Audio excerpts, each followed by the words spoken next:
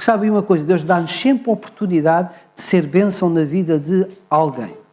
Agora, quando formos e se tivermos oportunidade, não vamos recolher os louros para nós. E não interessa se nós somos boas pessoas. Convém que sejamos. O que interessa é que as pessoas percebam que aquilo que nós estamos a fazer é por amor de Cristo. Então temos que ser intencionais na forma como somos cristãos, como somos discípulos. Amém? E aquele cântico que nós aprendemos hoje é poderoso. Foi isso que nós cantamos. Eu quero ser um missionário, foi o que nós dissemos. Eis-me aqui, Jesus. Queridos irmãos, podem abrir a palavra de Deus em João 2. Este mês nós vamos estar a ver algumas passagens do Evangelho de João. E além dos milagres que nós vamos analisar, e vamos terminar com a passagem de Jesus ser o bom pastor, nós vamos tentar entender de que maneira é que esses milagres, esses sinais, influenciaram as pessoas além do milagre em si. Ou seja, o milagre teve um impacto na vida dessas pessoas. E nós vamos tentar perceber que impacto é que teve, porque é aquilo que pode acontecer hoje na vida das pessoas que vivem à nossa volta. Então vamos estar este mês, ao domingo, a falar no Evangelho de João. Antes de lermos o texto bíblico e irmos à mensagem, deixem-me só dizer uma coisa mais. O ano passado, eu fui convidado, fui privilegiado em ser convidado para ir a uma formação na América, uma formação sobre igreja, que nada tem a ver com a Convenção Batista. É uma formação para pastores, para líderes, nos Estados Unidos, em Washington. E é aquela igreja que tem vários livros escritos sobre as 9 marcas. As 9 marcas é um ministério que o pastor Mark Dever tem desenvolvido. Depois de analisar vários milhares ou alguns milhares de igrejas, ele chegou à conclusão que as igrejas saudáveis apresentam 9 características, todas elas. E desenvolveu a sua igreja tendo como foco essas 9 características. Vai desde a pregação cristocêntrica aos pequenos grupos, enfim, são 9 marcas. E eles têm um ministério de chamar à igreja deles líderes de todo o mundo. Então, eles fazem várias turmas durante o ano e apresentam toda a organização da igreja e como é que a igreja se desenvolve e como é que a igreja estabelece o seu ministério. Então, eu fui convidado a fazer parte de uma turma de língua portuguesa agora em março. Olha, acontece quando me convidaram, eu não sabia que ia ao Brasil representar a convenção. Então, a minha saída está um bocadinho perto, uma saída da outra, que não era o ideal, mas eu peço perdão aos irmãos por isso. Mas esta formação é importantíssima, até porque a nossa igreja está em desenvolvimento. Nós estamos a pôr cadeiras de lado, temos pessoas em pé, cada vez a nossa comunidade se alarga mais e nós precisamos de criar mesmo uma estrutura que possa acolher cada vez mais pessoas e não ter uma porta de fundos onde as pessoas acabam por sair. Então, nesse processo de transformação que a igreja está a ter, é importante que os líderes tenham uma visão de estrutura de igreja, que seja bíblica e que possa abençoar a comunidade que nós somos. Então, foi nesta perspectiva que eu disse sim, a formação é gratuita, tivemos que pagar a viagem, mas já foi há muitos meses e ficou por um bom preço, mas toda a formação, toda a estadia, eles é que investem em nós. Então eu vou estar fora 10 dias, vou no dia 6 e volto no dia 16. E estarei então, de manhã e à tarde de formação, sobre a perspectiva destas 9 marcas, está bem? João, obviamente, assumirá a Igreja neste período. Então, queridos, vamos abrir as Bíblias, já abriram? João, capítulo 2.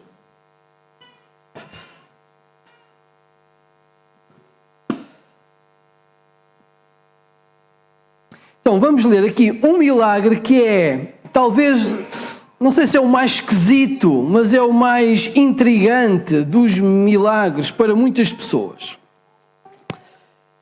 É um milagre que aconteceu em Caná da Galileia, em que, por exemplo, olhando os comentários dos americanos, eles têm muita dificuldade em explicar esta passagem. E estava a ver um comentário de alguém que é muito bom, que faz uma análise dos textos bíblicos espetacular, e fui ver o que ele disse. Ele não disse grande coisa, porque é difícil, em alguns meios, justificar este milagre. Mas vamos então tentar perceber porque é que Jesus transformou a água em vinho. Vamos à história. E diz assim o texto: 3 dias depois, houve um casamento em Caná da Galileia. Achando-se ali a mãe de Jesus, Jesus também foi convidado com os seus discípulos para o casamento. Tendo acabado o vinho, a mãe de Jesus lhe disse: eles não têm vinho. Mas Jesus lhe disse: mulher, que tenho eu contigo? Ainda não é chegada a minha hora. Então ela falou aos serventes: fazei tudo o que ele vos disser. Estavam ali 6 talhas de pedra que os judeus usavam para as purificações, e cada uma levava 2 a 3 metretas. Jesus lhes disse: enchei de água as talhas. E eles as encheram totalmente. Então lhes determinou: tirai agora e levai ao mestre-sala. Eles o fizeram. Tendo o mestre-sala provado a água transformada em vinho, não sabendo de onde viera, se bem que o sabiam os serventes que haviam tirado a água, chamou o noivo e lhe disse: todos costumam pôr o primeiro bom vinho, e quando já beberam fartamente, servem o inferior. Tu, porém, guardaste o bom vinho até agora. Com este, deu Jesus princípio aos seus sinais em Caná da Galileia. Manifestou a sua glória e os seus discípulos creram nele. Depois disto, desceu ele para Cafarnaum com sua mãe, seus irmãos e seus discípulos, e ficaram ali não muitos dias. Vamos orar? Senhor Deus, pedimos agora sabedoria para entender a Tua palavra. Que o Santo Espírito ministre ao nosso coração. Este é o nosso desejo. Em nome de Jesus. Amém.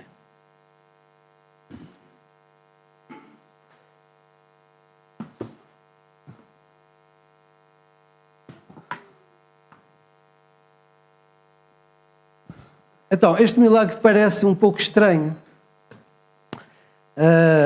Por que razão fez Jesus o milagre de transformar água em vinho?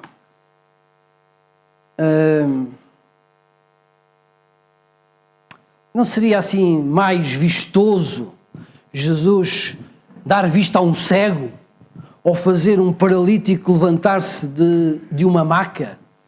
Transformar água em vinho. Será que o vinho é tão importante assim? Alguns dizem que temos aqui a base bíblica para bebermos mais vinho e menos água.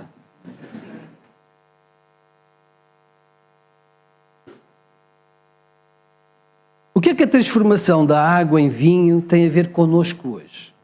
O que é que este milagre tem a ver connosco? O que é que tem a ver amanhã com a forma como eu vou viver a segunda-feira? Se quisermos brincar, podíamos dizer assim: O que é que a pinga tem a ver connosco? Qual é a influência do tinto? À partida devia ser tinto, não é? Que era esse vinho mais habitual. O que é que o tinto tem a ver com a minha semana? É interessante. O que é que o vinho tem a ver comigo? Bem, se está aqui é porque alguma razão tem, certo? E é sobre isso que nós vamos estar a falar hoje, sobre a influência que este milagre pode ter na nossa vida. E lá chegaremos. Então, o objetivo do livro de João está no versículo 30 e 31 do capítulo 20. E diz-nos que João tinha o objetivo de mostrar que Jesus é o Cristo, o Filho de Deus, e que, crendo nós nele, podemos ter a vida eterna. Ou podemos ter vida. E neste livro aparecem 7 milagres. Esses milagres, João vai-lhes chamar de sinais. E porquê que ele chama sinal? Porque um sinal não aponta para si. Os sinais apontam uma mensagem. Os sinais apontam a importância de um sinal é a mensagem que ele nos transmite. É assim ou não? Nós, quando olhamos para um semáforo, não estamos a admirar o semáforo. Olha que bonito semáforo. Não. Nós estamos a ver que mensagem é que ele nos dá. E a importância de um semáforo é exatamente a mensagem que ele nos faz conhecer. A ideia do sinal é exatamente a mesma. O milagre não é a grande razão é a mensagem que ele nos traz. Por isso, é importante sabermos o que é que esta transformação de água em vinho tem a ver com a nossa vida hoje. Essa é que é a grande questão.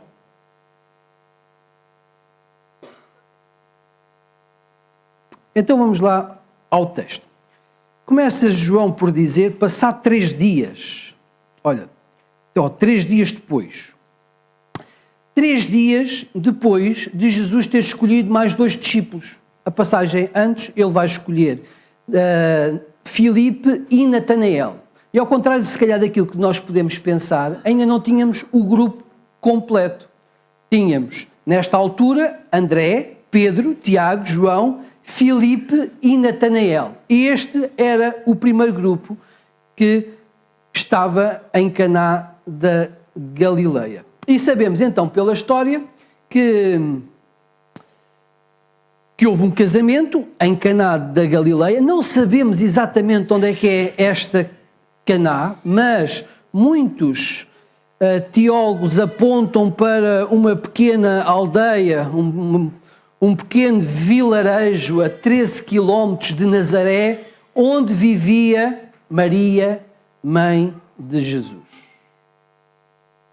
Podemos ver pelo texto, por aquilo que lemos, que aquele casamento devia de ser de alguém muito próximo a Jesus e à sua família. Podia ser até um familiar. Como é que vemos isso? Olha, vemos isso pela forma como Maria estava empenhada e conhecia o que se estava a passar. Ela soube que tinha acabado o vinho e ela sentiu-se responsável por arranjar uma solução. Então, podemos supor que este casamento seria uma festa de alguém muito próximo de Jesus, possivelmente um familiar. O que é que acontece de diferente neste casamento? Acabou o vinho. Acabou o vinho. E acaba-se o vinho, acaba-se a festa. Era mais ou menos isto. Foi surpreendente ter faltado o vinho. E isto, de facto, era um problema grande, porque o vinho, na cultura judaica, é um alimento. E além de ser um alimento, é um símbolo festivo, um símbolo de alegria, um símbolo de celebração. naquele tempo, os casamentos duravam quantos dias? Uma semana. É muito semelhante ao casamento dos ciganos hoje. Os ciganos fazem uma grande festa, chamam a família toda e estão durante uma semana a celebrar o casamento dos seus familiares. Então, o que nós temos hoje mais parecido com o casamento bíblico é, de facto, o casamento cigano. E eles estavam há vários dias em festa. Em algum dos dias, o vinho acabou. Nós não sabemos porque que acabou. Aliás, este texto dá-nos margem para nós pensarmos. Há várias informações que nós queríamos saber e que o texto não nos esclarece. Por exemplo, não diz porque é que o vinho acabou. Se os convidados eram mais do que aqueles que estavam planeados, ou se a família era pobre, ou se eles até beberam mais do que aquilo que era suposto, não sabemos. Pura e simplesmente, João achou que isso não era importante. Agora, acabou o vinho. E naquela cultura, acabar o vinho era um desrespeito para com os convidados. A festa ia ficar estragada, era uma desconsideração. Era uma humilhação para a família que organizava o casamento. Os noivos seriam lembrados como aqueles que não conseguiram sustentar ou pagar a festa do seu próprio casamento. E nós, quando casamos, queremos que seja o dia mais feliz da nossa vida, ou um dos dias mais felizes da nossa vida. Não queremos que acabe em desgraça. Então, isto era uma circunstância muito constrangedora para a família que acolhia na sua casa os seus familiares e os seus amigos. Então, nós vemos Maria, que compreende o problema que estava a passar e que chega-se ao pé de Jesus, versículo 3, e diz: eles não têm vinho. E isto era um problema sério. E Jesus dá uma resposta esquisita para nós. Jesus diz assim: mulher, que tenho eu contigo? Não é chegada a minha hora. E nós ficamos a dizer: Jesus era assim um bocadinho pô bruto. Mas não, porque, por exemplo, ele quando fala com a mulher samaritana, ele também diz mulher. Era a saudação, era assim que se falava naquele tempo. E o que é curioso nesta passagem é que Jesus aparentemente lhe diz assim: olha, não é chegada a minha hora, ou seja, não vou fazer nada de extraordinário. Mas deixa-nos ainda mais confusos o facto de Maria continuar a insistir no pedido. E ela vai dizer assim, olha, ela vira-se para os empregados, não é? E diz assim: olha, façam tudo o que ele vos disser. Então, não é chegada a minha hora e Maria está a dar ordens para que eles continuem, obedeçam a Jesus, para que Jesus faça então um milagre. E nós ficamos assim um bocadinho, mas isto não faz muito sentido. Mas se olharmos para as Escrituras, vamos ver que naquela passagem da mulher Sirofenícia, que ela vem pedir ajuda para a sua filha, Jesus também aparentemente lhe dá uma resposta negativa e ela continua a pedir ao Senhor as migalhas, não é? E o Senhor acaba por fazer um milagre e libertar a sua filha. Então, o que é que nós podemos ver desta passagem? Por alguma circunstância que as letras não nos dizem, apesar de Jesus ter dito ainda não é a minha hora, parece que Jesus está aqui a experimentar ou a potenciar a fé de Maria. Ela entendeu que poderia continuar a pedir. Esta passagem é especial porque muitos entendem que está aqui a base bíblica para nós orarmos a Maria, porque Maria pode interceder junto de Jesus. Mas se nós olharmos para o texto, vamos ver o conselho que Maria deu. Qual foi? Vejam lá. É o quê? Façam tudo o que ele... Exatamente. Ou seja, quem tem autoridade é Jesus. Quem tem poder é Jesus. O que Maria nos ensina, simplesmente, é o que todos os outros profetas, todos os apóstolos nos ensinam. A obedecer a Jesus. Esta é a grande mensagem que Maria nos deixa. Então, tudo o que ele vos disser, então fazei, disse aos serventes, fazei tudo o que ele vos disser. Versículo 5.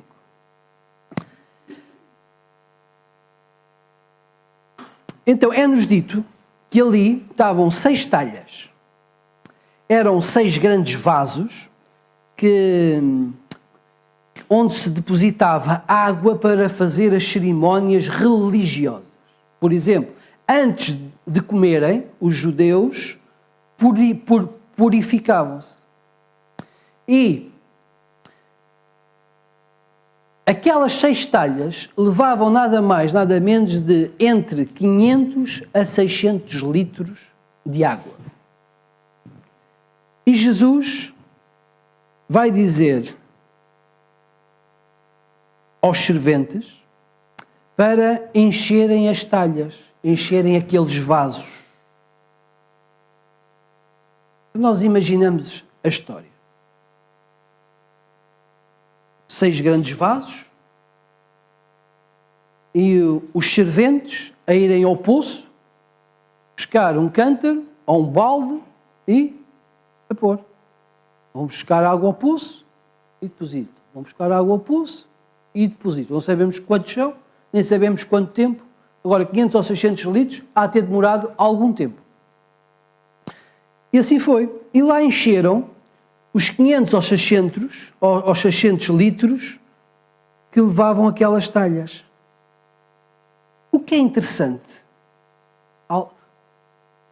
é que Jesus apenas diz, olha, vão encher as talhas. Jesus não toca na água, Jesus não impõe as mãos sobre os serventes, não vai abençoar os vasos, nada disso. O que Jesus faz é dizer aos serventes, enchei as talhas. E assim fazem. Depois de estar cheio, de estarem cheias, versículo 8, Jesus vai lhes dizer, tirai agora e levai ao mestre Sala. Então eles o fizeram, imagino, pegaram num jarro, numa vasilha, encheram e levaram ao mestre Sala, que era o mestre de cerimónias, o responsável pela organização da festa. Também não nos é dito quando é que a água se transformou em vinho. O que é que nós sabemos? Que quando o mestre Sala prova o tintinho, não é? Diz assim, epá, isto é uma maravilha, pá, isto é bom. É do bom. Bom. Normalmente dá-se primeiro o vinho bom e depois o vinho mau. Não é? Quando o pessoal já bebeu assim fartamente, já não dá conta se é bom ou se é mau e com o barulho das luzes é tudo maravilhoso. E tu não, tu fizeste ao contrário, tu primeiro deste o vinho normal e agora estás a dar o vinho bom. E é interessante isto também porque o homem, o mestre, não sabia o que é que tinha acontecido, não viu milagre nenhum. Ele apenas viu vinho. Viu vinho e provou e acho que era bom. E às vezes acontece isto também connosco. Acontece um milagre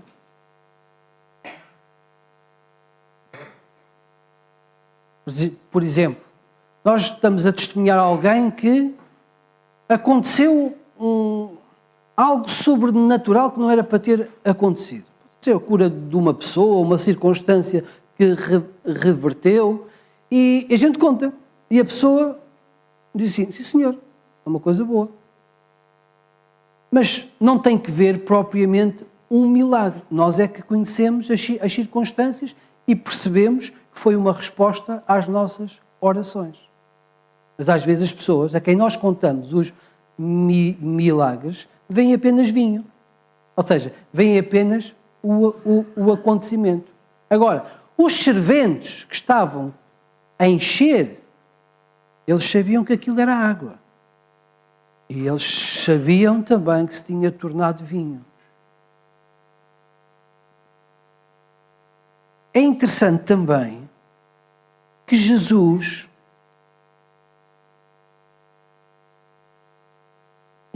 não dá grande ênfase a isto. Jesus não fez nenhum, não chamou a atenção. Vejam, era água e agora temos vinho. Jesus não faz nada disto. Jesus, na sua descrição de convidado, ele diz, enchei, e depois de estarem cheias, apenas disse, levai ao mestre-sala. É curioso que hoje faz-se muita promoção de milagres em certas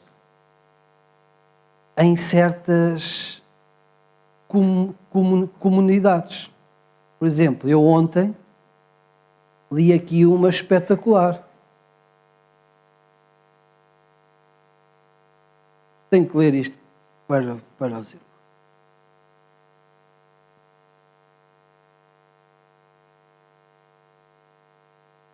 O poder de Deus contra o coronavírus.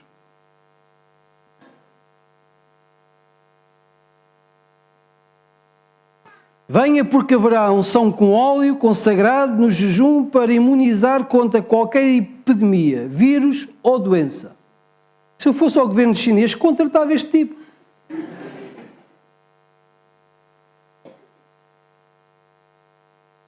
E nós vemos muita fantochada à volta dos milagres e supostos milagres que homens conseguem fazer. Eu não estou a dizer que não existem. Se não houvesse milagres, nós não orávamos. Nós oramos porque temos fé em milagres. Certo? Mas o milagre é o sinal daquilo que Deus faz na nossa vida. E a glória é para Deus. E o que nós vemos Jesus a fazer são milagres, e muitas vezes ele o fez e diz assim, não digas a ninguém. E neste caso, o primeiro milagre do seu ministério podia ser proclamado nas redes sociais lá da época, e não, Jesus apenas disse, olha, leva ao mestre de cerimónias, e eles levaram, não vemos propaganda nenhuma. Agora, continuamos com o mesmo problema do início. O que é que o vinho, a água transformada em vinho, tem a ver com a nossa vida hoje? Essa é que é a grande questão.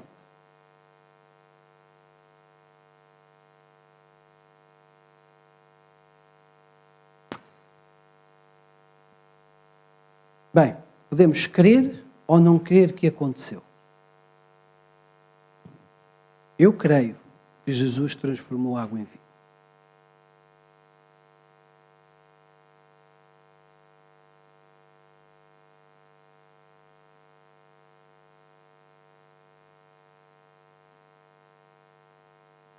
O que é que Jesus quis dizer logo no início do seu ministério? Se repararem,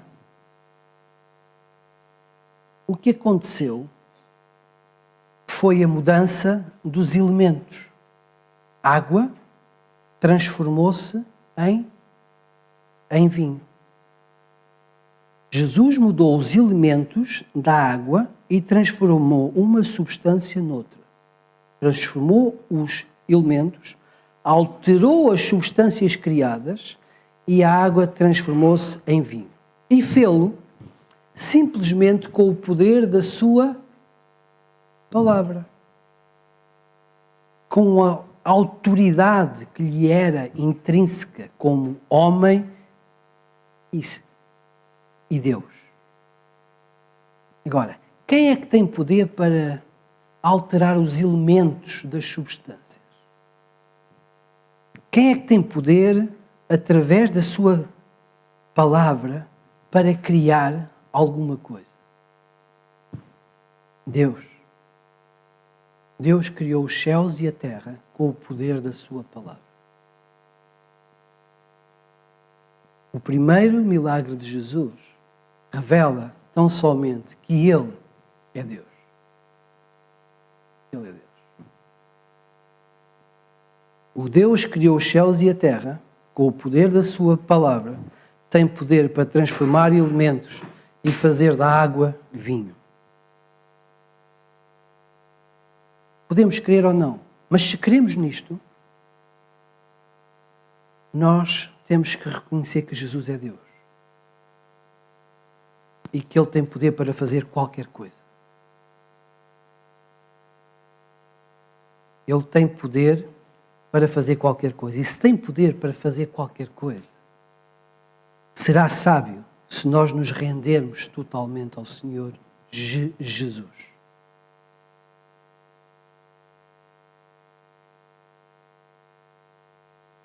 O que é que o vinho tem a ver connosco hoje? O vinho, a água transformada em vinho, mostra-nos que nós podemos confiar em Jesus. Jesus tem poder para alterar qualquer circunstância da nossa vida. E é interessante que este milagre foi feito num contexto de família, num casamento, para alterar a vergonha daquela família em alegria, para transformar a humilhação de uma família numa família abençoada e abençoadora. Jesus foi ao encontro das necessidades de um casal, superando o problema deles. O vinho dá-nos esperança da ação milagrosa de Deus na nossa vida. Revela-nos o cuidado, o amor, o poder sobrenatural e impossível de Deus sobre os problemas que nos surgem no dia a dia. Esta água transformada em vinho, ela representa que Jesus pode alterar a minha condição de vida, qualquer que seja ela, se assim for da sua vontade. Pode ser que nós tenhamos problemas, ou que tenham surgido problemas na nossa vida, por exemplo, no nosso emprego, ou que procuramos um emprego quando as circunstâncias são difíceis. A água transformada em vinho diz-te que Jesus pode fazer a diferença na tua vida. A água transformada em vinho significa que Deus pode resolver o problema que está na nossa família. Relacionamentos quebrados ou de falta de perdão entre os cônjuges. Jesus pode fazer diferença no nosso emprego, no nosso grupo de amigos, lá no prédio, naquele conflito que existe. Eu não sei qual é o problema que traz consigo. Pode ser um problema no coração. Há coisas na nossa vida que entram e que nos ferem e que não há solução aparente. A água transformada em vinho significa que Jesus tem poder para alterar a sua circunstância e que nós devemos orar e confiar nele e no seu poder.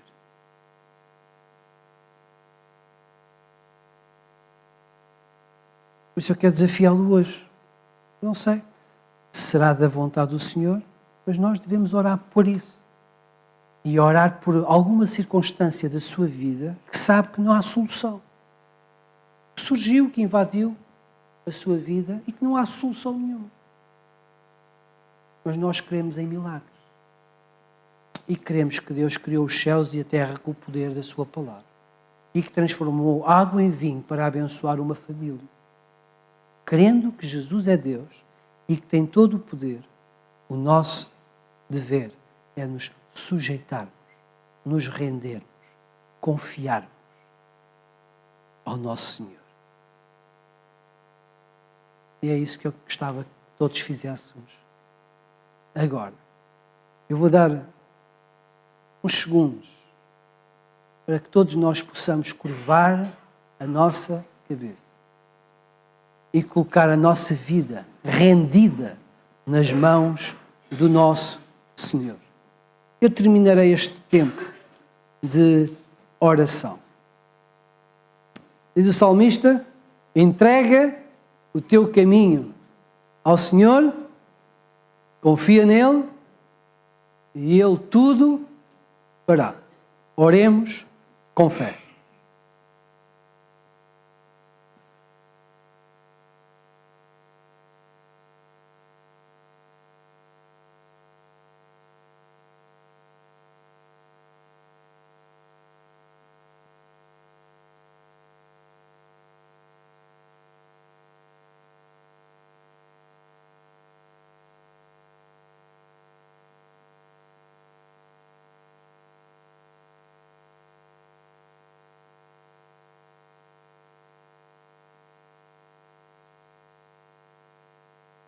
Reconhecemos, Senhor, que tens todo o poder no céu e na terra. E também reconhecemos o teu amor por nós. Ajuda-nos a viver no dia a dia, Senhor, olhando para o teu poder, olhando para o teu amor e rendendo o nosso coração. Ajuda-nos a ajoelhar o nosso coração na tua presença a cada dia, Senhor, e a contar com o que tu podes e queres fazer sobre a nossa vida. E não nos deixes desviar da tua boa vontade, Senhor. E se há problemas que aparentemente não têm solução, Senhor, é sobre esses problemas agora que nós queremos interceder. A tua honra e glória, Senhor, traz a solução. Revela a tua vontade, Senhor. Age na nossa vida, na nossa história. Age no nosso coração, nos nossos sonhos, no nosso viver cotidiano, Senhor. E transforma com o teu poder as circunstâncias para a tua honra e glória.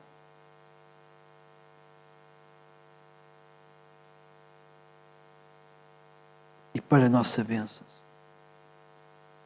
Nos rendemos a Ti. Cremos, Senhor, no Teu poder. E perdoa-nos todas as vezes. Queremos fazer da nossa maneira, do nosso jeito, sem ouvir a Tua orientação. Nós consagramos o nosso coração a Ti. Em nome de Jesus Cristo. Amém.